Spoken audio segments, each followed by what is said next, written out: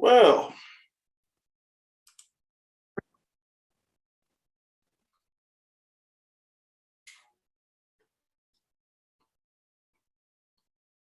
here we are.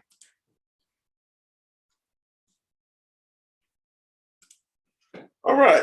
What's up, everybody? This is Aaron Ribbon's YouTube live stream. Hey, Carmen, how you doing? She's always here, man. Carmen is always here one way or another. That's beautiful. I love Carmen. You gotta mute yourself. I'm muted. Hey, how you doing? Good. Happy to be here. Yeah, me too. It's just us two today, y'all. I'm good with that because all it takes is two to have a phone call. This is good for me. I'm good. You know what I mean? Here comes Dre. He'll come in eventually. But I want to get it started. All right, Carmen. Okay. All right, what's up, everybody? Again, this is Aaron Ribbon on the YouTube live stream for friends and family. Today's topic is the come up. The come up. Like, have you ever been in a situation where you fell and had to come up? Have you ever had to change your life for the better and had to come up? How about an emotional failure that you had to come up for? Financial a leap that you wanted to do that you do a come up, Come ups are always a beautiful thing. You know what I mean? But they're not always done correctly. But sometimes when you come up, you can look back, you can enjoy your life and appreciate everything that happened during that come up. And I have a few come ups in my life, some emotional, some financial, a lot of times drug abuse, coming up from my mental illness situation, just finding out that, new things in my life. And, I was going to start it off, but I want to let someone else start off because, I'm always talking about me all the time and I'm good, you know what I mean? But I got my brother Andre Redmond here. I got Carmen here. You know what? I'm going to let, since the lady came first, I'm going to let Carmen go first. You got to come up. You want to talk about Carmen? I have a couple come ups. I have a come up when I was dropped off at Milton Hershey, the language barrier. And, I had to, how do I say, come up in the sense of I had to blend in and learn a bunch of things at the same time, especially with the language barriers. So I had to encourage myself and come out of there winning in the sense of encouraging myself and striving to make this work. Because I never knew when my mom was coming back to come get me. So that's how I succeeded Milton Hershey. I got a question about your English barrier, right? What did you do? How did you get, you went from straight Spanish, right? Yes, I only knew yes and no in English. How did you can you give us kind of an example of how you were able to turn that around and learn English? How long did it take you? It took me, I would say I learned to understand it more than speak it less than a year. And it was, I was a big listener. And then I was a big listener, and Miss Schilling, Carol Schilling, got me a speech therapist because when I was speaking, I wasn't confident. And so they helped me pronounce words and help me in my speech. But my thing was, I was like in not understanding people's conversation, but I would listen to everybody's conversation for pronunciation, to learn to pronounce things, and read a lot of body language and a lot of TV. As much as Milton Hershey allowed you, but that was it. There was not much more. That was it. And that was my coming up, that I wanted to learn the English. I wanted to know what was going on. And then to survive Milton Hershey, I did my own encouragement. My other come up was I would say surviving domestic violence. So for the first relationship, I thought I was a hero, and I resolved my own issue mentally and physically. But I didn't know I was carrying that until one day I went on to a second relationship with DV, domestic violence. And finally I had to speak to somebody I did not know. She said, in order for you to go into somebody to talk about it was a come up for me. Because it's almost admitting, it's hard for me to admit, and for me to admit to somebody else, I need help to figure out why am I choosing that type of person. So first I got out of it. That was my come up, and I survived it. And I actually did better in my life. I didn't stay down. So that was a come up for me, to leave. At one point I left with nothing, started from zero for my safety's sake and my children's sake. And I was very successful. But part of the come up was also having somebody chisel at me and say, stop choosing this type of person. This person allowed me to look at myself. And then I would say one of the things that one of my come ups was, so I said to you, it was coming into Milton Hershey was a relationship thing. And also I would say in 2012, when I had 2 brain surgeries, they just pretty much read you your rights. Hey, you're not going to possibly make it, round up your children. And they say, even if you survive, you'll never be the same. So I said to myself, if I survive this, I'll start from zero, and I will make it through this. So it was challenging at first because I did have some issues, and I had to have some kind of therapies and stuff like that. And learn how to live with this for the rest of my life, because after the first brain surgery, I was fighting to survive. I went into a coma, and then I was fighting to survive, and then I caught an infection, and then I had to learn how to survive again. And so I said, after that, anything else is possible. So, and that was my come up. If I made it through that, and I just been coming up after that, it just right now, that first experience has allowed me,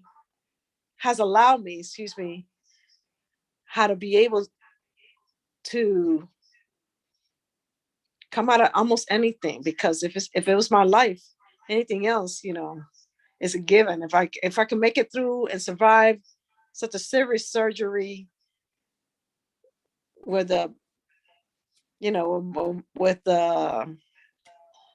what the doctor said, pretty much she read me my rights, I can handle anything. So these come ups have molded this person and molded my path, and allow me to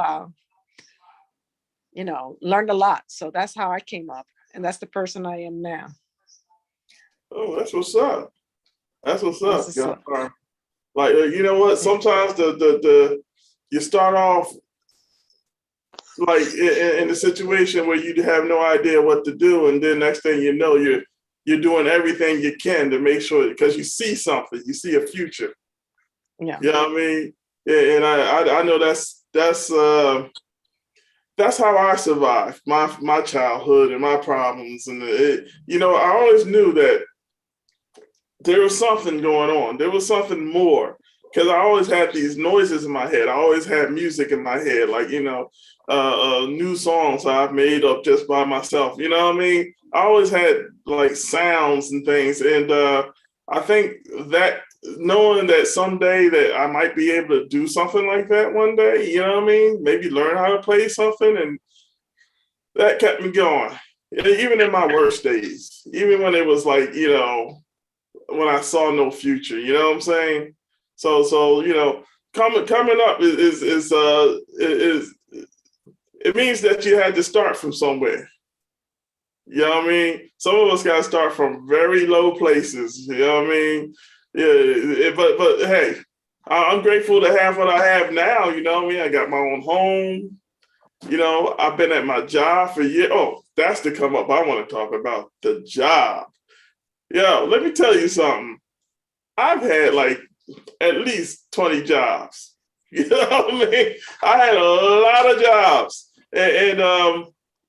I just couldn't stay nowhere. I couldn't commit. I just didn't have that really good work ethic. I was taught it, but for some reason I just didn't have it when it came to jobs because I just thought they were stupid, man. Why should I have to wake up every day, come to this job I don't want to do? You know what I mean? I couldn't live with the fact that I had to be under someone else's authority. My life was based on someone else telling me what to do. You know what I'm saying? And, man, what? Why I gotta live like that? You know what I mean? But I wasn't. I was too lazy to be an entrepreneur. Way too lazy. In fact, my laziness was like, you know, all I wanted to do was sleep all day and watch TV and, you know, survive. You know what I mean? That to me that was living. But I was living until I actually started living. You know what I'm saying? So I had like a lot of jobs. I started off like not knowing what I was going to do, and then when I found out that I had skills, I abused it a lot. I quit a lot of jobs before they fired me. Quit a lot of jobs, but you know, I think my real come up started like I was living with my brother Andre, and I got this job at CD Now. At that point, that was when before Amazon became Amazon. You know what I'm saying? Yeah, CD Now, and CD Now would sell records. And I remember, like, I thought this was the best chance I ever got of having a real job, yo. And I got the job, and you know, Andre encouraged me to keep going, like to keep searching because it was a part time. It wasn't full time yet. I was there 5 days a week, but it was still just part time. And they had turned around and let everybody go that they had hired. And they hired like about 40, 50 people. And they lost this deal that they were trying to make with Disney. Disney pulled out, and then that was the end of it. You know what I mean? And we all just lost our job. And I can remember thinking to myself, well, it is what it is, because I'm so used to going from job to job to job. But right when they told me that we were going to be let go in a couple of weeks, a state job called me, you know, for a very low position, you know what I mean? Just filing, you know, collecting them, putting them away. And I took that job because I said, if ever anything will happen to the country where, like, you know, everybody's losing their job, I know that I'm going to have a job working for the state. So that's why I went to them, you know what I mean? And I stayed there. I had even there, I had a few jobs. I had 4 different jobs there. And this last job that I had, it pays okay. You know what I'm saying? It takes care of the bills, and I'm able to save, and I'm happy. You know what I mean? It was a come up, and I stayed here. Like, I've been here for 20 years.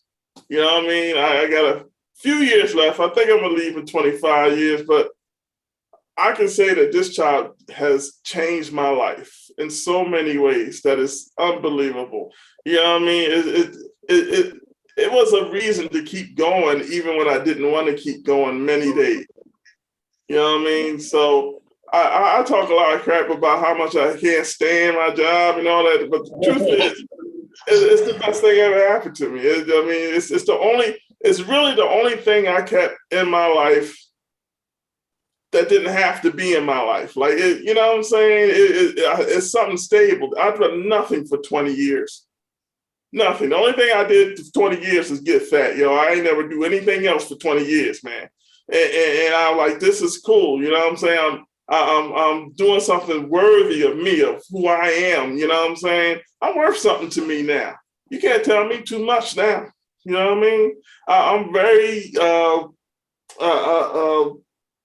I'm very not well off, but I feel safe. You know what I'm saying? I feel safe. And I know a lot of people don't because they even with the jobs they have, because you don't know what's going to happen to a job these days. You know what I mean? And I'm very grateful for that. And I'm going to move on because I know there's other people here. Um, Hey Lindell, what's up, man? How you doing? Hey, what's up, Vicky? How you doing? How's everybody Hey, doing? how are you? Hey, Uncle Aaron. Hey, Uncle Andre. you sideways, yourself. I should know. You still saying? Yeah, I you can't. sideways. Hey, what's up, There cousin you Yusuf? Hey, what's up? Right I'm up. trying to How prop you, my man? phone up. go. That's What's what's up, up. That's everybody? what's up. Hey, What's What's up? up, okay. Yusuf? All right, I'm gonna let Andre talk because he was the third one in the room. So go and let him talk, and then Yusuf, you go. Good, He Andre. don't have anything to do all day. He's sitting there I'm retired. gonna mute you, yeah. Andre, it's your Yo. turn. All right. Well, I figured I was gonna. I had like when I was a kid, I always wanted to be like three different things. I wanted to be a electrician, a marine, and a cop. That was my three things. So I took electricity in high school, and when I came out, but electricity was my main thing. So when I came out, I went to electrical lineman's union, and I took the test. I got like a 96 or 97, and I was like, "Yeah, I'm gonna get this job." So I went to the interview, and everything I saw myself doing was electrical work, which I loved to death. So I went to the job. It's like, well, you scored well. He's like, you're afraid of heights? No, because I got to climb the poles. I was like, nope, I'm good with that. And they asked me a whole bunch of other questions. I was like, yeah, I'm good with all that. They said, well, we only got one more question to ask you. And they was all smiling. Everybody was happy. There was like about 8 of them at the end of the table. And I was like, yeah, I got this job. Then they said, do you have a car? And I was like, nope. And they was like, can you get a car from one of your uncles? Somehow I was like, nope. And their faces started turning, and now I was like, and I was like, and I lost the job because I couldn't get a car because I had to travel. If I'd known what I know now, I'd have told them, yeah, and just rent it. You know what I mean? But you ain't know that back then. So I was like 18, just out of high school. So after I got kicked to the curb from that, then I was down. I was down because I didn't know what I was going to do now. Because my whole life is about being an electrician mostly. So once that just blew all the sales out, you know. So I was like, what am I going to do? So then that's when we signed up for that all girls college, Hawthorne Junior College, as maintenance, remember, and mom helped us get that job. It was a great job, but it paid minimum wage. I'm like, it's going to take too long to really make money here. I can't live off of this because I wanted to get away from mom. You know, we went our own place. So right. I was like, so I said, what I'll do is I'll join the Marine Corps. And I was going to go active duty, but on a buddy system with Curtis. But somehow Curtis got screwed over, so I just went to reserves, and I figured I'd just go back to my job. But they wouldn't take me back. So now I'm like, oh, what the hell? So now I'm like, I'm out of the Marine Corps. I'm gonna be a weekend warrior, but now I lost my job, which I should have sued. But you know, you're 18, you don't know anything. So the IRS came up. Then I went to the IRS. And that was like 50 cents more than what I was making at the other place. So at the reverse college. So I was like, okay, I'll see what I can do. So when we get there, I'm like, okay, still minimum wage. I got to make more money. I got to see what I can do. And then another dude came around the time I did, another young guy, and we were saying, all the old heads said, y'all going to be here forever. You ain't going to never go anywhere. And I'm like, man, we're going to move up. And so me and him had a plan that we're not going to be here like these old people. They was only like 30, but we 18, so they was old. The old people. Yeah, they was old people. You know what I mean? So, yeah, so, and then we just started looking in the newspaper every day. We would come in and do everything. And then I'd say about 6 months, 9 months later, he moved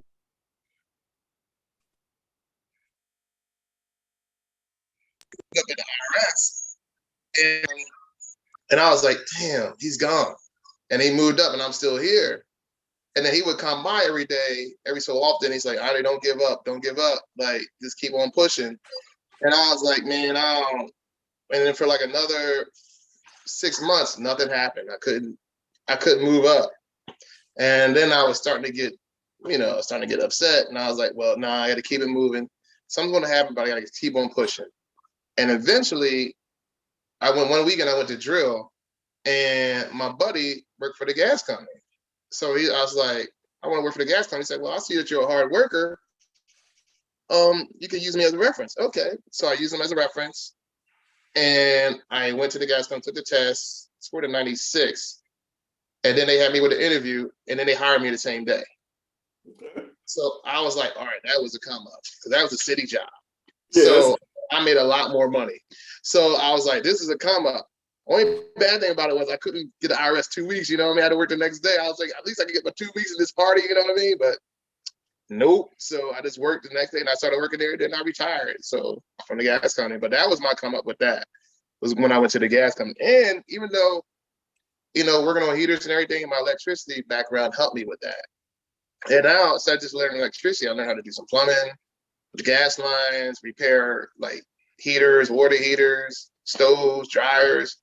So in the long run, I think I still would have made more money as an electrician over the years, because I know some of my friends who were there who made it there.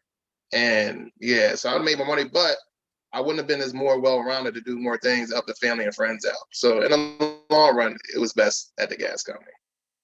So that was a come up, because now I can fix a lot of stuff in my own house. I don't have to pay somebody to do. I can install a heater, like put in a water tank and all that kind of stuff. So that's a good thing. So that was my come up. that's what's up. Mm-hmm. How long were you at the? How long were you there?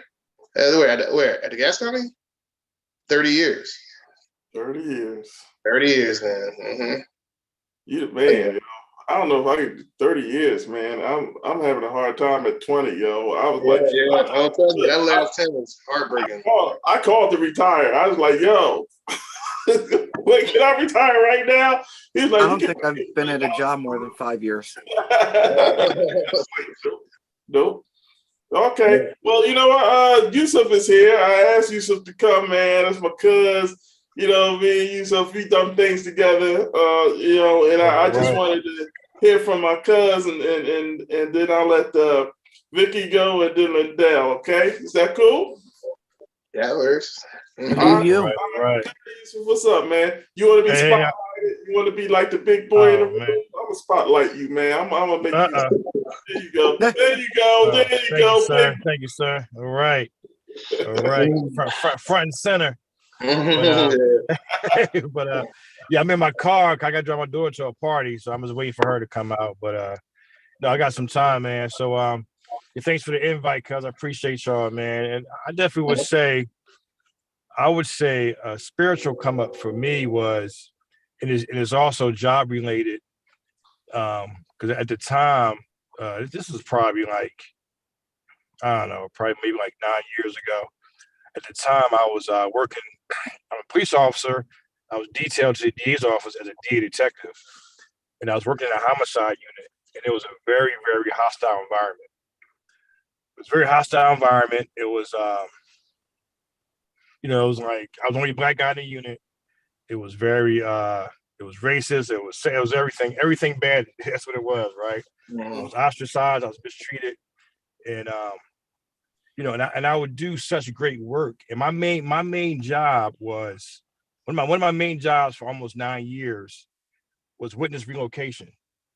So when people, when someone in your family got murdered and it's a threat against the rest of the family, we had to move you, for your safety. So it wasn't witness protection because we wasn't with you all the time, but we would have to move you, relocate you to another city, another state, whatever, another county outside of Philly.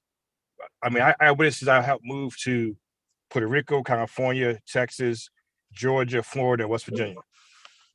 So, and Connecticut. So, but 80% of the people we serve were black. You know what I mean? But there's only one black person in our unit. And everybody else in the unit treated our people like shit. I'm just keeping it real. I'm keeping 100. You know what I mean? So it was like, I just wasn't like, I just wasn't. It was rough for me. You know what I mean? So, you know what? I just focused on helping people. I focused on, first I was trying to get out the unit. I was like, yo, I don't need to be here. I'm about to go crazy. I'm trying to get out this unit. I was putting transfers in. My transfer got denied. You know what I mean? So then one time, I did some really, I did about three big jobs I should have got accommodations and awards for. I didn't get nothing. Right. I'm sorry, fine. So one time I witnessed these two cab drivers get into an argument. The one cab driver put a gun, other cab driver put a gun in his face. I'm off duty on my way to work. I went to the guy, a car racing, boom, put a gun out. So the other guy got scared. He runs without got in his car. So the guy with the gun, I chased him in my car. I call it in, boom, boom. Dude see me following him. It's like a big car chase for a little bit. And he finally stops and jumps out on me. And he aggresses upon me, whatever. You know what I mean? Backup show up, get the guy locked up. So my lieutenant went to our new chief and said, I think my guy should get a commendation. It was off-duty arrest. Dude had a gun, boom, boom. Covered the gun, got the arrest, whatever. The chief said, things been going on for years, but the chief said, well, why would I give him a commendation? I think he's some kind of pussy for not shooting the guy. Right? Then the captain told my lieutenant, what's wrong with Jackson? Why he ain't shoot the guy? Maybe he needs to be retrained. Like, what's wrong with him? You see how he kind of chump or something? And then the sergeant told the lieutenant, why would he have a gun? Did he have a gun on him? Why the guy wouldn't shot? I thought it was a good thing I had to shoot nobody. I thought it was a good thing we got this guy arrested without nobody getting hurt. Right? So that was the straw that made me say, you know what? I'm gonna show you a fucking pussy. Sorry, I'm sorry for cursing, but that's on my back then. I said, I'm gonna show y'all a pussy. I said, the next meeting we would have a meeting every 6 months for all the detectives. The next meeting we have, I'm gonna show you who a pussy is. I'm gonna light this shit the fuck up. I said, you know what? I'm gonna go in this meeting and I'm gonna get about 3-4 of y'all before y'all get me. I was determined to die that day. I said, you know what? I'm tired of this. I'm tired of the way I treat black people, the way I treat minorities, the way I treat people, the way I treat me. I said, I'm sick and tired of it. I ain't taking no more. Next meeting, I'm gonna show everybody who's a pussy. So I went and brought a couple more guns. I said, you know what? Boom, it's going down next meeting. 6 months is going down. Right? 6 months go by. For some reason, we had no meeting. Right? I'm like, I'm waiting. Like, I ain't telling nobody my plans, but I'm like, hey, Lieutenant, when's the next meeting? I was like, it's been 6 months. Chief ain't planning yet. He's busy. Don't worry about it. Probably be next week or next month, whatever. Let's come. All right, cool. All right. 6 months go by. We had no meeting. Right? All right, cool. I'm still got my plan. I'm still waiting my plan. Right?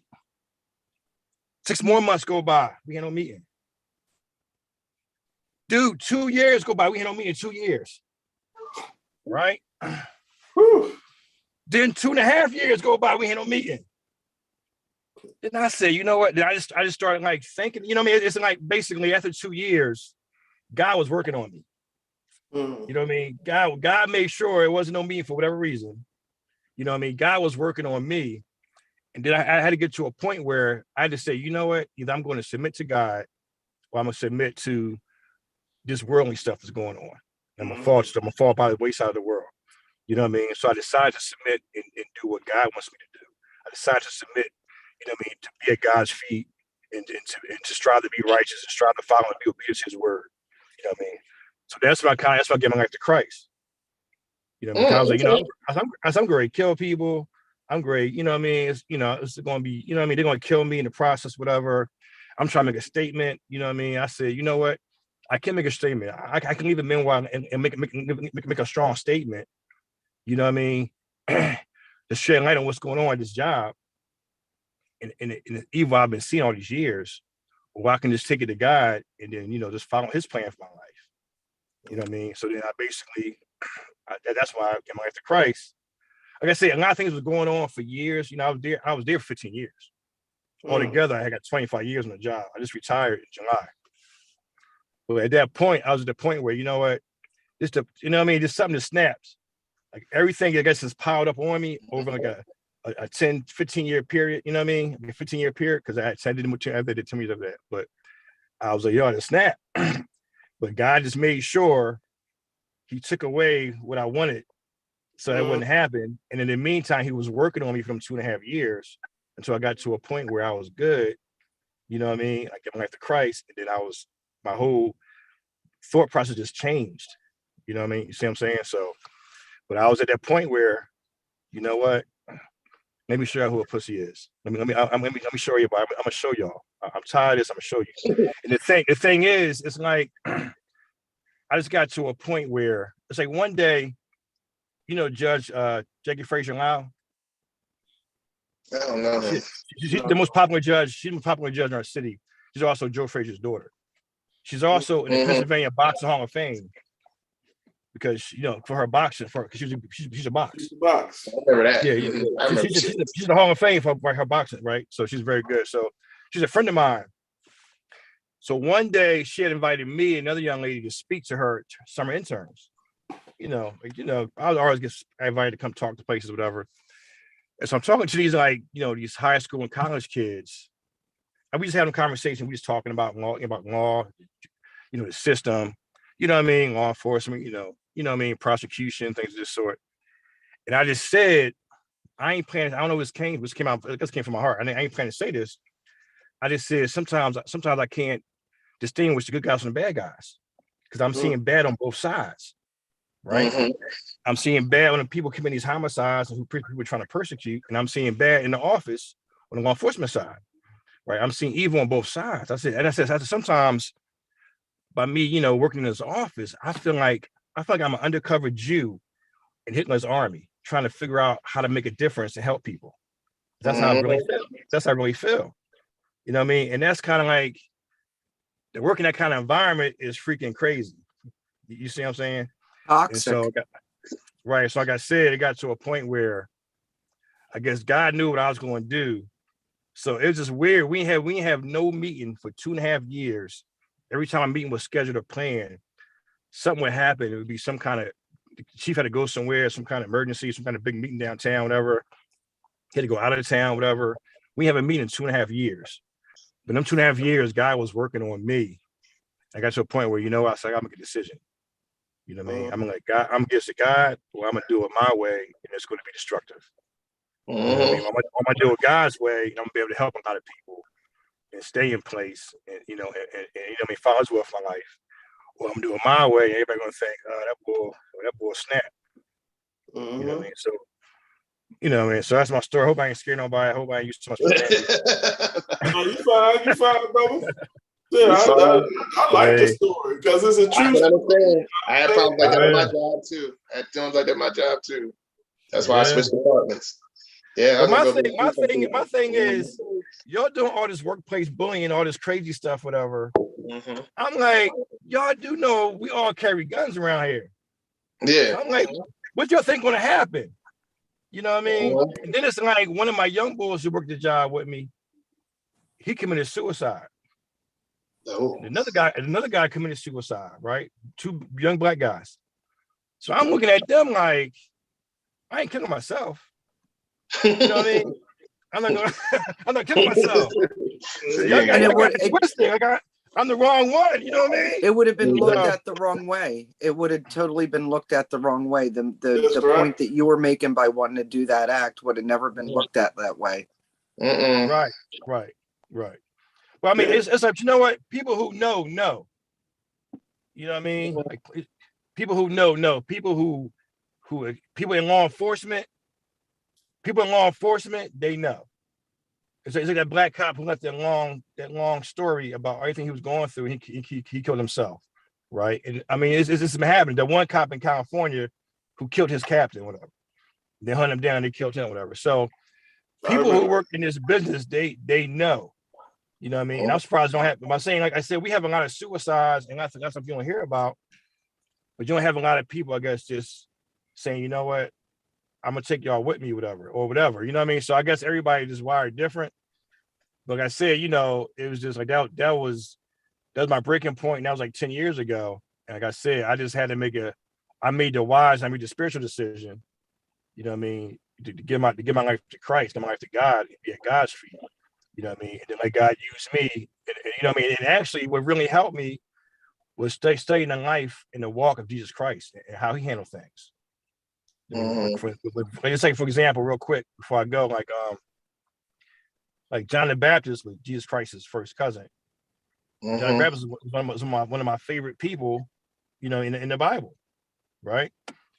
And so when he was killed and beheaded, as I'm reading it, I'm getting upset, like, yo, snap, they killed John the Baptist. Like, you know, the king was tricked, you know, into, you know, giving the girl a favor, whatever. He said, I'll do anything for you, whatever. And she said, well, I want John the Baptist's head on this planet, whatever. So he gave his word, so he did it. So I was so upset that John the Baptist was a righteous man who came and laid and kind of like, you know, laid out the carpet for Jesus Christ to come after him. But what I saw Jesus Christ do, I'm thinking, oh snap, it's time to go to war. It's time to get the sword, call the men, whatever. They killed John the Baptist. But it's like whenever something terrible happened, Jesus Christ, that's the time when he did the most miracles. The time he did the most healing. That's the time he did the most when he fed the 5,000. It's the time that he did so much. He did so much work in the community and he blessed so many people. So instead of him reacting in a way where he said, all right, grab some swords, we're going to war, he started blessing people and performing miracles and healing people and feeding people. And you know what I mean? So he did so much good work, you know, out of that frustration and out of that sadness or whatever horrible happened, he went to work. So I said, you know what, that's what I'm going to do. When things happen, whatever, I'm going to see how many people can I bless, how many people can I support, how many people can I be there for, how many people can I inspire, how many people, you know what I mean, can I pray with, how many people can I help, how many people can I support, you know what I mean? So, you know what I mean? So that's kind of like what I started to follow.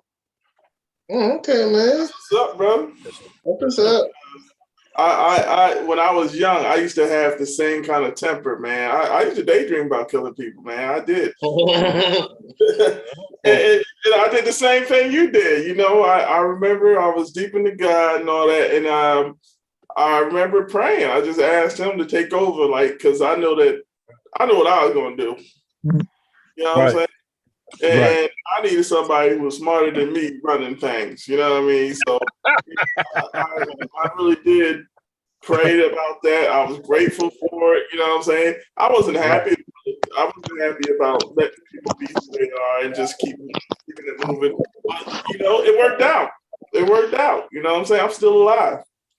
Right. Killing somebody and being killed. You know what I'm saying? But I'm still alive, and I'm grateful for that, man. And I'm grateful that I didn't kill anybody. You know? Right. So, yeah, me too. Yeah.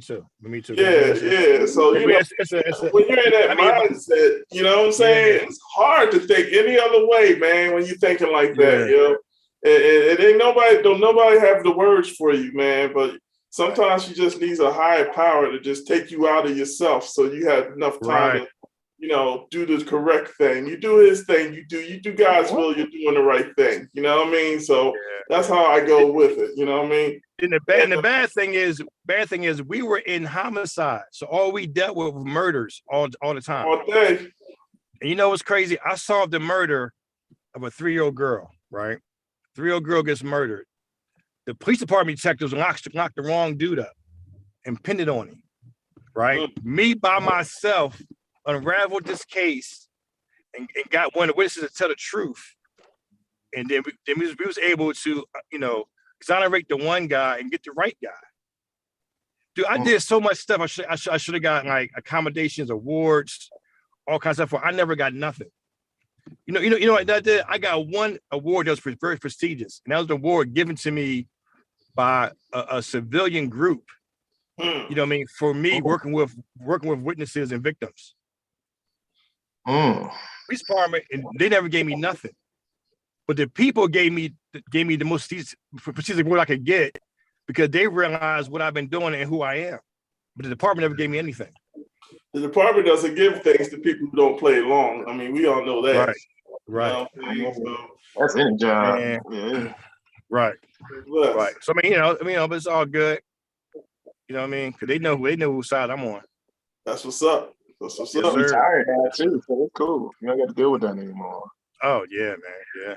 Yeah. I made that alive. So So we still got a show to do, fellas. We still got a show to do, fellas. And Vicky is here. Vicky Gable from Florida, all the way from Florida. How you doing, Vic? I'm all right. I just got out of the shower. That's why I was late. I'm fresh as a daisy for you. That's all right. As long as you come and make it, you know what I'm saying? It's all good. You're looking good. You're looking good with the pretty red. So I can't wait. I'm getting gray, and there's this like stripe right here. I'm hoping it goes all the way white back, so I can be like one of those Disney witches. That's cool. Trying to pimp the gray, right? You trying to, but you want like, I just want it. Yeah. Like Cruella DeVille or something. Yeah. All right, now tell me your come up now. What's up? What's your come up? I don't know. I mean, I've been sitting here trying to think of it. I think well, Andre and Bubba, you both known me since high school. 8th grade, something like that. And you know, I'm generally a happy person. I'll joke about everything. I put the fun in funeral. You know, it's just the way it is. And I ended up getting into a relationship for 16 years, my kid's father. And it was bad. Really bad. 16 years. Okay, 15 years of hell out of the 16. A lot of mental abuse. And I would sit there and I contemplated suicide. I was miserable, and I would sit there and say, I'm not a miserable person. You know, why should I even be here? Why am I miserable? I'm not that kind of miserable person. He's doing this to me. I mean, I'm sassy and smartassy and stuff, but I've never truly wished real harm on anyone. You know, I hope they get a hangnail that really hurts or break their pinky toe type thing, you know, something inconvenient, but I don't want anybody to die, you know? And he made me feel like I wanted him to die. And that made me, I sat back and I'm like, he's changing my whole person. He's changing the person that I am. I can't do this, but I wasn't in the situation to leave. You know, so many people say, well, if you're not happy, then leave. You know what? It's a lot easier said than done. Yeah, you got 3 kids. I wasn't going to go into a woman's shelter, not with my 3 kids. At least I knew my dangers at the house. I didn't, you know, I don't need anybody taking what little bit I had or doing anything to my kids in an unfamiliar place. So I had to be somewhere that I knew was going to be safe.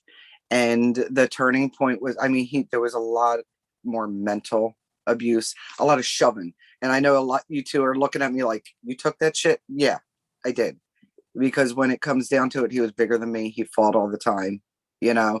So I was always afraid to get hurt. I didn't think I couldn't fight. I was afraid to get hurt because there's this strong man there that's bigger than me and threatening me constantly. I was called things that people shouldn't be called for years. A big fat lazy C word for years. And I would have anxiety attacks. When everything was fine, all of a sudden I'd break down into tears and cry in the middle of the night when nobody was around for 4 hours at a time. It got that bad. I got up and left in the middle of the night. One time I had Gina come pick me up. I left the kids there and everything, and I left in the middle of the night. I was ready to kill myself. So I left in the middle of the night, and my mom betrayed me. What I felt betrayed me because she said I should come back, and it's not that bad. You know, so I had been going through all this, and I don't know if you guys realized how much I'd actually gone through. I know I talk shit about it, but this is the real. And the turning point ended up being, I had planned to leave him. I was done. I needed to go. My daughter said, if you don't get me away from here, I'm going to kill myself. And I think that sort of wakes you up when your kid's ready to do something. So it had been a Saturday, and it was a couple days before my middle kid's birthday, and him and my nephew were tired of hearing us fight all day. And my nephew and him had the same birthday. So my nephew was like, okay, you're going to go, I'm going to go take you. I think they went to the Franklin Institute or something like that. And I ended up still arguing with him. And it was, you know, Gina and I, the women of the house, had to clean the house that they had messed up. And, you know, I could get into more details, but whatever, we were fighting. And my daughter was there, and we got into this big fight, and he grabbed a knife and held it to me. And my daughter had a freak attack. She actually took the knife out of his hand and threw it. And I told her, I said, get my phone and call the police. And somehow we had struggled. He was trying to throw me out of the back window into the yard, which, I mean, it would have been just through the window and onto the ground because it was level. We were in the kitchen, and he got me backwards on my back, like leaned back, and he was screaming at me, and he finally punched me. I was shocked. I was shocked that it didn't hurt. He hit me, and I turned around and I smiled at him, and I said, "You're done." And I think it scared the ever living loving shit out of him. He knew he had me snap to the point where, you know, I don't know what I was going to do, but he jumped back, and because of his fear, I sort of calmed down a little bit, and he jumped back, and the cops showed up and they took him off to jail.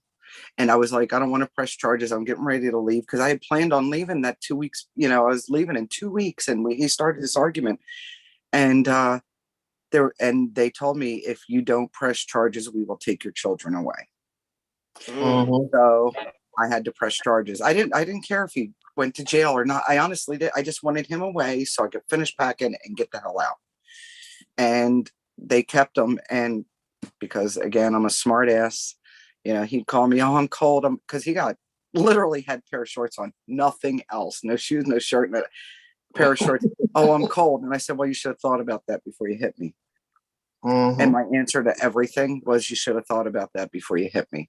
You know, but that was my turning point. I was already ready to leave, but that opened it up so much further where I could leave without I was always afraid if I left, he had threatened to break the windows of the place that I worked, or, you know, get me fired from my job, that I can't support myself or my kids, you know. So that's when I ended up moving with Gina.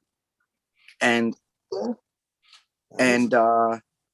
even I think it was about a month into living with Gina and Jim, and we're sitting around, we're having a good time, and Jimbo turned around, he goes, "I don't remember seeing you this happy before."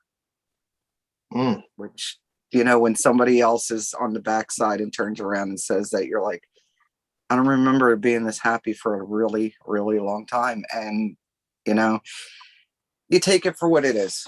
Honestly, you take it for what it is. You live and you learn. And I chose it as a learning experience. I had my kids because of it. Unfortunately, again, my feelings never changed about him. So when he died a couple days after his birthday, about 3 years ago. I don't even remember because I don't care. He walked out of a bar and dropped dead on the sidewalk and had a heart attack and died by himself. And I said, he got what he wanted. He got what he was given. He got what he deserved. Yeah, sounds like to me.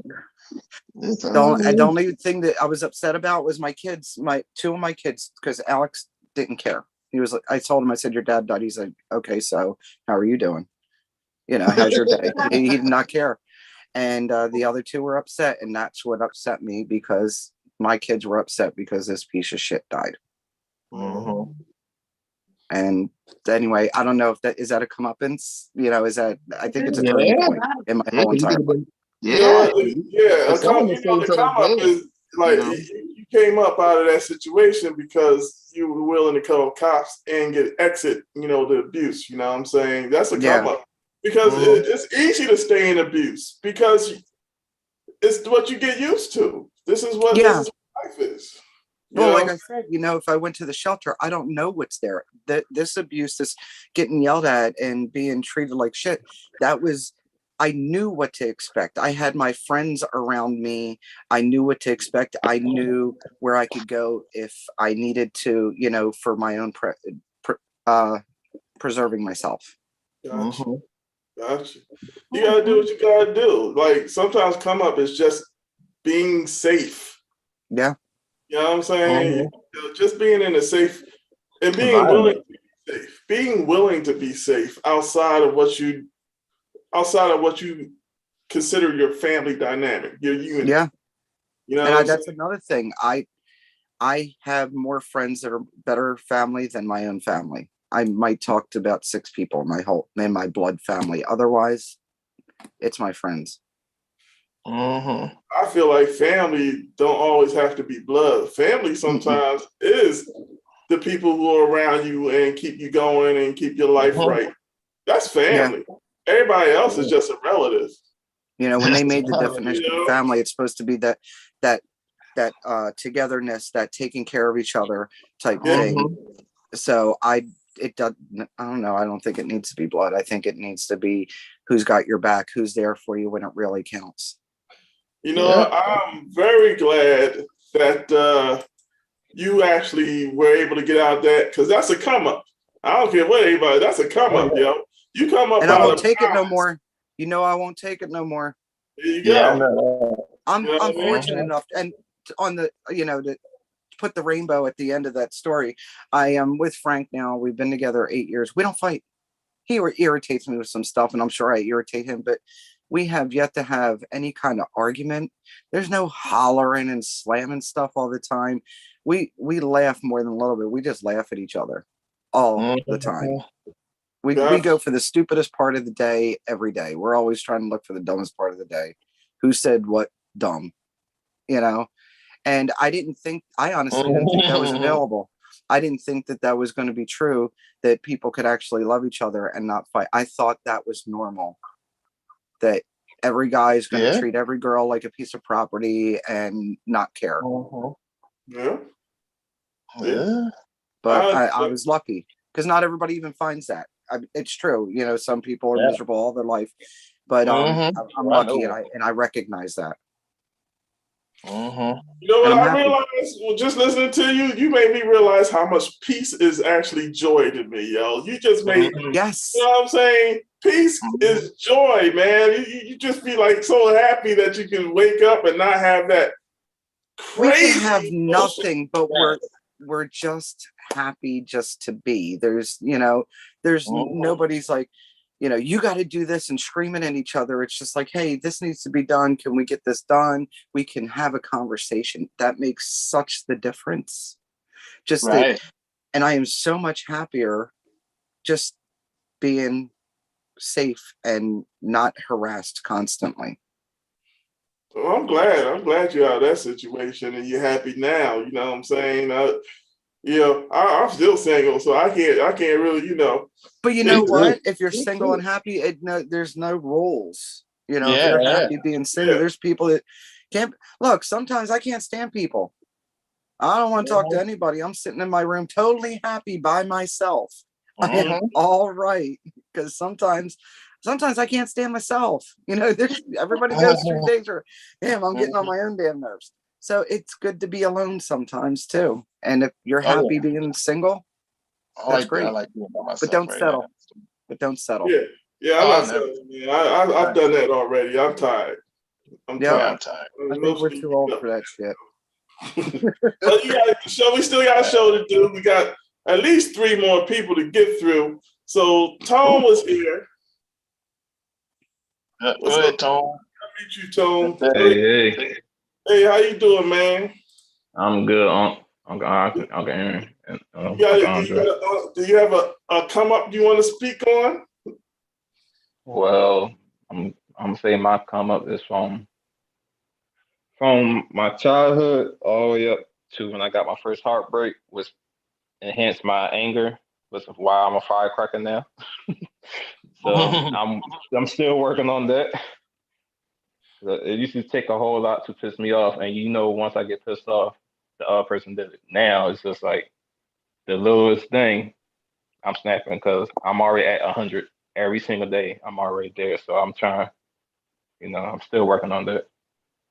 I don't think that's gonna change though, but I'm still working on it. Yeah. So I still got anger on my childhood, family members, and myself and the world. So that plays a part in it. So, but I'm trying not to let that get to me. And I'm trying to forgive myself for the stuff that I did. It's kind of hard though, but I'm trying to do that. Also, from the situation that I went through, when I was going downhill, was going to being homeless, get into a shelter, get into Uncle Aaron's house, who helped me fix my debt, and I still got back into debt afterwards. Sometimes it's a revolving door, man. So you gotta getting my first room, which I was happy about. Which I told Uncle Aaron about. Getting the finding somebody that I was going to spend my life with. Will end up breaking up. Uncle Aaron already knows. I was calling him day and there every day about some type of situation until he got into the same situation I was in.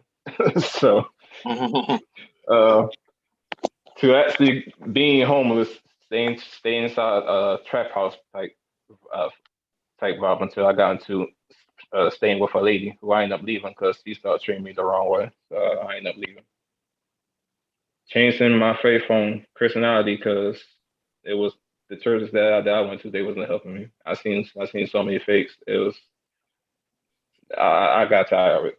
I ended up becoming a Muslim, which helped benefit me, especially with my anger, and helped me see some things where I wasn't seeing. But going back to the job that I left, which I wasn't planning on going back, but since I resigned, I could go back at any time as I want.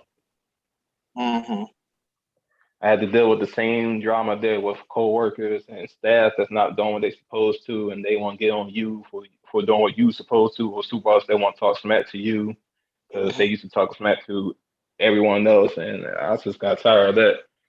Ended up working with a nonprofit called Muslim Serve that I was volunteering, but I ended up getting hired with them to feed the homeless down at Center City for Broad and JFK. It was called the Hub of Hope. It was called the Hub of Hope. I ended up leaving that job because me and the owner, we bumped heads, and he wasn't the owner, he was the executive. And I ended up leaving the same day that he told me to go home. I was like, go home. I ain't coming back. Here you go. So I ain't talked to him for like 2 weeks to a week. That's when I came back, and we settled our differences. I still had tension there, but that's something I had to work on. So I didn't care. The first step was coming back and doing something that I actually like to actually do and talking about it. So that right there helped out. And I'm getting another good job, which was an armed guard. After I got the temp base, I got the armed guard. Okay. Left that, went to Allied, and then got married in 2019, July 26th. Now that's a come up, yo. Yeah. After I got married. Yeah. After I got married, I went back to Muslim Serve.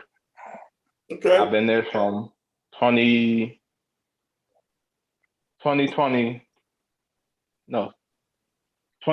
to 2021, January of 2021, when I had that I was assistant manager again. Got my driver license finally this year, and I got 2 cars really.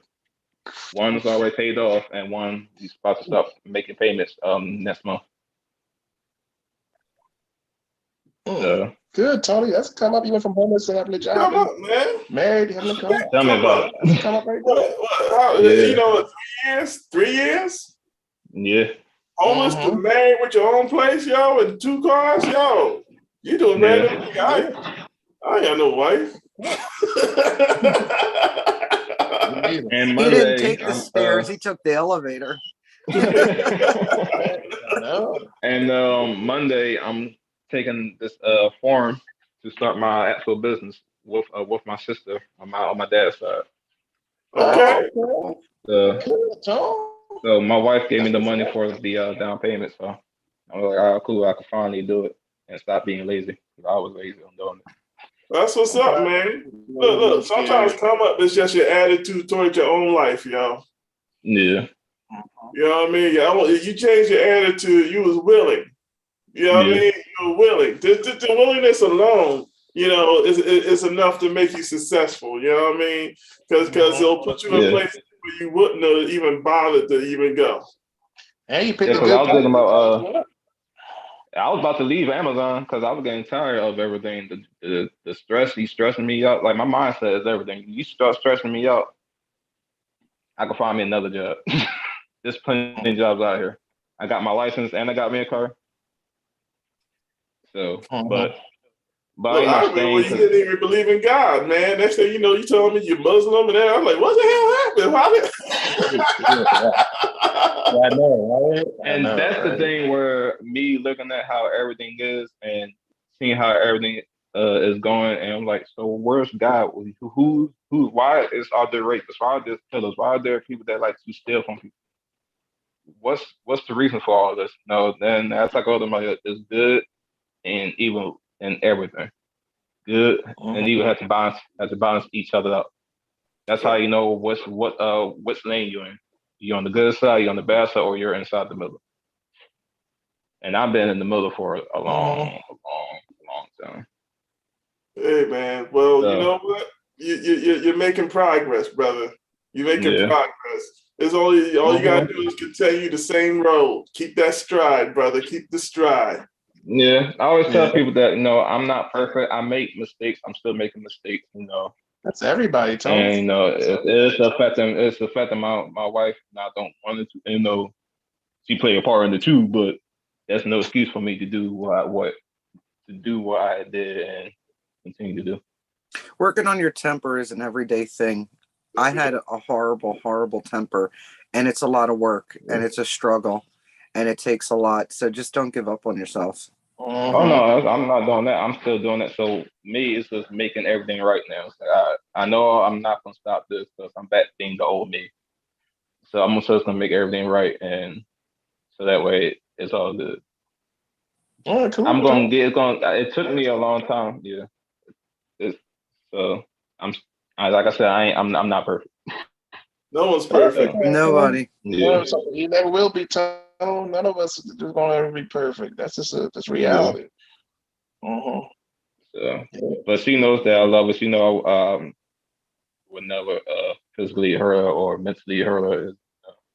She know I'm not that type of person. It's just You just got to be the best version of you. You don't have to be perfect. You just have to try to be the best version of you. Yeah. That's what I'm actually trying to do. That's why I'm trying to start this business and get everything started. So when it's time for me to actually go, I can leave my family, friends, a business where they don't have nothing to worry about. That's what I want. As long as I know that my kids and grandkids and family got something where I don't have to worry no more, I could go the same day or the next day. Okay. Well, how about stay as long as you can and make sure you're successful for yourself. You know what I'm saying? Yeah. I wish you great success with the business. Yeah. Great stuff. That's good stuff. What's up, cousin Tony? We might be able to help you out and support you, so let the family know what you're doing. Oh, I am. Soon Okay. as I get everything started, I almost got somewhere. Let y'all know. All right, Tone. Well, that's enough doting on Tone. I'll mute myself now. But we got two other people just joined not too long ago. Casual Don, my second command, you know what I'm saying? And his wife, Trenda. I love them both. Trenda is all dutied up, so I'm gonna let y'all stare at her for a little bit. She's gonna be the last, yo. You know what I mean? Gonna let Don come out and talk about his come up, man. You have any come ups you want to talk about, Don? I'm gonna put you on the spotlight too, my brother. I can't see him. Can you see him now? I'm here. You can't see me? I can't see you, Don. Yeah, I can see you now. Now I can see you. Yeah. All right, now be quiet. The only situation I can really think of is me meeting my wife. I always thought I would be alone. This is my mentality. Because the first thing I always did when I had got in a relationship was destroy it. I mean, I was maybe 3 to 6 months. After that, I'm tired. I'm good. That's just how I was. But when I met my wife, it was like it was different. You know, because every relationship I've ever who I've been with, it's always a want. I need. It's never been about, hey, what do you want? What are your needs? So when I met Trenda, that's what her goals. I'm sorry, that's what her mentality was, a woman's mentality. You know, it wasn't a get out of here and get what I can get, and I'm gonna move on to the next dude. No, her mentality was a woman's mentality. And I never been with a woman before. I've been with an age, but she was a woman. It's a difference. Mhm. So I was 20, and she was 25. So within saying that, I'm gonna mute her because she all in it. Yeah, okay, she already okay, good. Go ahead. so Go when ahead. so when I met her, it was like I never had an experience like that before.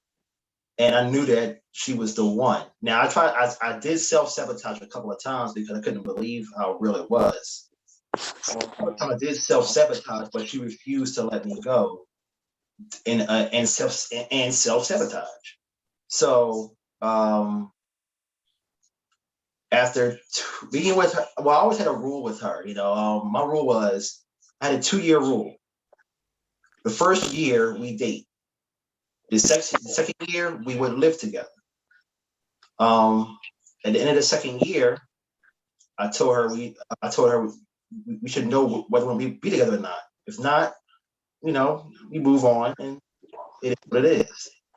So it was near the end of our second year being together, we lived together, you know, and her thing was, well, you know, it's almost our second year is almost up. And I was like, yeah, will you marry me? And she thought I was playing. What I did was I took her, she always wanted a diamond tennis bracelet. Always. I don't know why, but she always wanted one. To the jewelry place, this jewelry place in the gallery. Now, what you don't know is a week prior, I went there, let them know that I was going to propose to my wife, my soon-to-be wife. She didn't no idea. So whatever she chooses,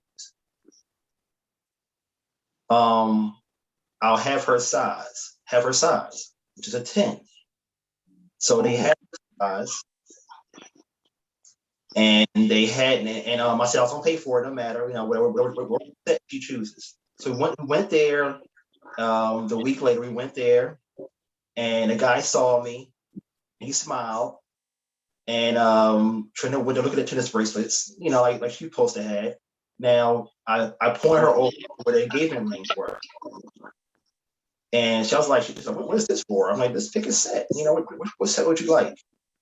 And she chose the set. The guy smiled, and he gave her the ring to put it on. He actually gave me the ring. So her turned to me. So in the middle of the gallery, I got on one knee and asked her to marry me. Oh, I ain't know that, Don. She was, everybody stopped. Everybody was stopping in their tracks.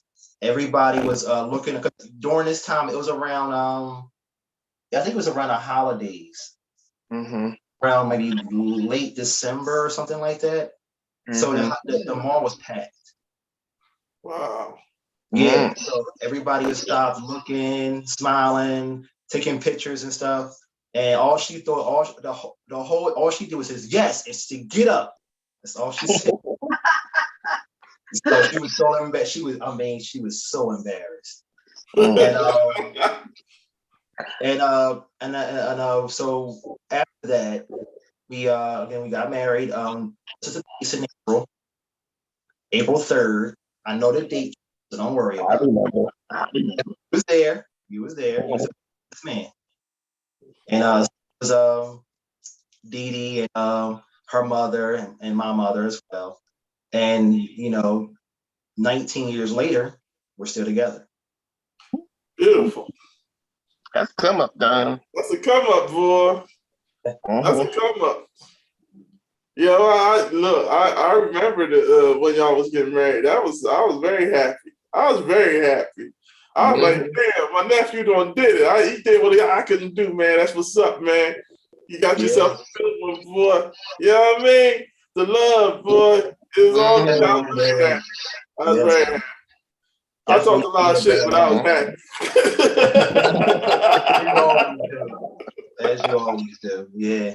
Yeah, man, that's cool, man. I'm very happy for you. I'm very happy for your wife and all of your family around you, including me. You know what I'm saying? Because y'all make you look. Just seeing a couple like you is like still inspiring to me, yo. You know what I mean? And the fact that you married a dark skinned woman, like, you know what I'm saying? And I like dark skinned women. I'm like, that's right. You gotta find me one, yo. Gotta find me one. It's all good, Don. I'm gonna let your wife tell her story, her come up. It probably won't be the marriage because you know I want to know, yo. I'm getting in trouble, yo. I'm about to get beat up, yo. But it's all good. As y'all can see, I can't pass for 25. My husband had told you how old I was. He done put all my business in the street, for crying out loud. Nobody even thinks to help me in this marriage. I've been screaming help me for the last 19 years. And I don't know what y'all keep interpreting it as, but nobody seems to want to help me. 19 years is a long time. He gave me 2 years and put a shotgun in my back. Nobody thought that was right. Nobody wanted to make me say, just protect the light-skinned guy. Thanks, guys. I appreciate it. Really lets me know how I fit into this family. Thanks, I appreciate it. We appreciate Well, also, it. let me add to that story though. I gave her an ultimatum as well.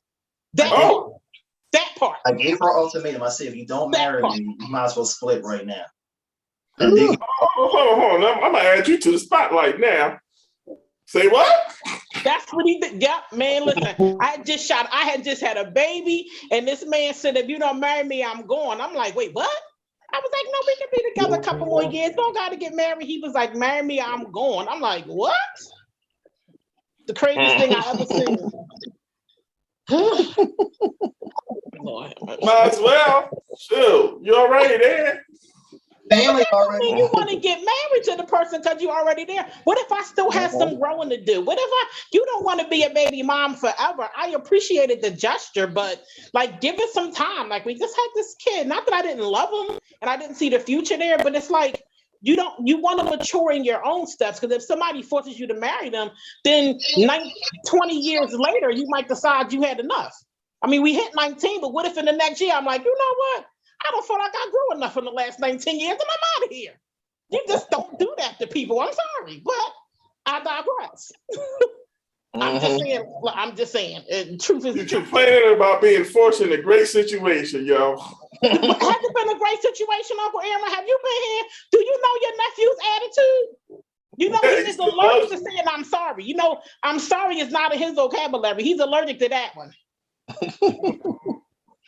Y'all see the face, right? Y'all see the face, right? Listen, you can't say yes and then complain to the audience, yo. Oh, time out. When you're bullied and you got when you have the gun in your back, the shotgun weapon, how you do that? What you do with that? What you do with that? It wasn't a shotgun when you said, come on now, let's be realistic. You said, I'm about to lose something good. That wasn't what I said, brother. Nope. Now listen, we finna be honest. That one would have said now. That one would have said. What you said? What you said? I see. First of all, we were in the middle of the gallery. I'm not going to embarrass him and just say, like, no. Of course, I'm going to say yes, and then we can talk about pushing the date back. I knew I wanted to be there, but again, we had just had a baby. You know, I had a son I brought into the relationship. It was moving kind of fast for me anyway, so we didn't do it. So I didn't intend. I knew I wanted to do it, but not so fast. And then I'm looking at the fact that I had all part of the bigger plan. See what I'm saying? The bullcrap. See what I'm saying? The bullying. This stuff don't end. Listen, first of all, he light-skinned. No, he light-skinned and he think he can get away with anything, and that's the problem. That's the issue right there. He think he can get away with anything, and that's the problem. I'm about to make him go mop the roof. He keep talking out of turn. One more time. One more again. He going outside. I think you happiest when you can complain about your man, yo. I don't complain about him, strangely enough. I actually like to leave him alone. As you can see, we're not even in the same room. That's how much I love him. I give him all the space he needs. That's how we managed to make it all these years, just kind of giving each other some space. Yeah, you can't be up under each other every minute. Well, of Yeah. course not. No, it's a good marriage. I mean, like anything else, it's had its ups and downs. I mean, we been fighting all of this, and we do good. We kind of yin and yang it after all these years. What you gonna do? I mean, I gave them all my good years. It ain't like I can go out there and really come up, and be like a old man with a pension. So I done put all my years in. You think I'm gonna put all these years in to give another woman that pension? I need my money, honey. That money staying home with mama. So, hey, I mean, at this point, it is what it is. We gonna make it work. Investment. That's what marriage is. Marriage is an investment. That's what. Yeah, that's what Yeah. crazy, boy. Yeah, at that point, right, Uncle Bub, right? Yeah. I'm here now. Ain't nothing I can do. The kids here, the situation here, and plus, I feel like if I leave, some poor woman's daughter is going to go through what I went through. I don't want to put that on anybody else in this world, so I just might as well stay. Ain't nobody else gonna be able to deal with this madness over here. You're a lovely woman. That's a lovely woman. She man. just said she was charitable to womankind. I'm pretty sure that's what she just said. It's so many words I'm trying to save anybody else from having to deal with that level of crazy in that other room. That's what I'm doing. I'm doing my part, so I'm hoping God understands and give me a seat on the right hand of the Father, because this is work in here. Anytime you can last this long with this crazy man, you getting a seat in heaven right next to God. Just So your come up is going to heaven. yes, that is it. That is my come. I'm gonna make it on the strength of being married to your nephew. Won't he do it? Won't he do it? Yep, that's it. That's the it right there. Heaven bound. See, Don, you worth something. You worth heaven. I hope so, because I don't want to get there and be told to turn around. I stayed too long. I'm gonna be mad, like big mad. So I don't know. We working on some things. We working on it. We It's working all on good. it. Yeah, we working on it. Okay. We working on it. It is what it is. We working on it. I don't know. I'll let y'all know when I get there. Oh man. Okay, I will bring it back to regular screen because that's a good way. That's good. You know what? It's 8:17, right? It's 8:17. I've talked about a come up. I have so many come ups that we would just be here all day, yo. Yeah, but I'm grateful for everybody. And if anybody has something they want to say about their come up or anything else that they want to put on, now's the time. Tell me now. Put your hands up. Say something. Nope. No? No, we're done. Mm-hmm. Good. Now. I mean, how do you follow that? Huh? How do you follow that? You can follow that. You can't follow that. That was It's not like a competition. You know what I'm saying? You know what I mean? It's a phone call. This is a phone call. Whatever, Negro. You ain't nobody found that. All right, I'll see y'all later. They gonna end my show? No. I'm gonna end the show. All right, that was nice to have you on the show. Good night, everyone. Hold on. Let's end the show properly. I gotta end the show properly and put myself on the spotlight. Thank you both for being here. It was a pleasure. And I am ready to go now. It's 8:19. You all did a great job today, and I'm very proud of all of you, and I'm grateful for all of you. And I just want you to know that I am very happy that you showed up, because I was the only one here for a very long time before someone showed up. And who showed up? Of course, it was Carmen. Carmen came, saved my show, and then y'all showed up, and I'm so grateful. I'm very honored to have you all. I think that you're the best part of my life. You know what I'm saying? Because 2 times a week, I get to see family and friends that I would have never seen for years at a time. You know what I'm saying? So let's keep it up. I always want to see y'all. I'm grateful for you. The next, let me tell you what the next one's going to be. I think it's, hold on, before I say it, because then you're going to get mad when it's not that one. Oh, come on. I'm out of coffee. I need more coffee. Let's go. All right. The next one is on the 17th Wednesday. It's Music Memories. What's your favorite music? What song or type of music played a big part of your life? Like, what did you have a song that was so inspirational that it kind of changed you a little bit? Or was it so good that it just changed your whole attitude toward a lot of things? You know what I'm saying? I have a few songs. I'm just asking for 3. Do you have 3 songs in your life that are substantial and have a deep influence on you? You know what I'm saying? So that's next week. But today, y'all already were saying bye. So everybody wave, we out of here. Goodbye. Good night, everyone. Bye. I love Good y'all. everyone. Bye. And Andre, that's how I end my show. Bye. Right.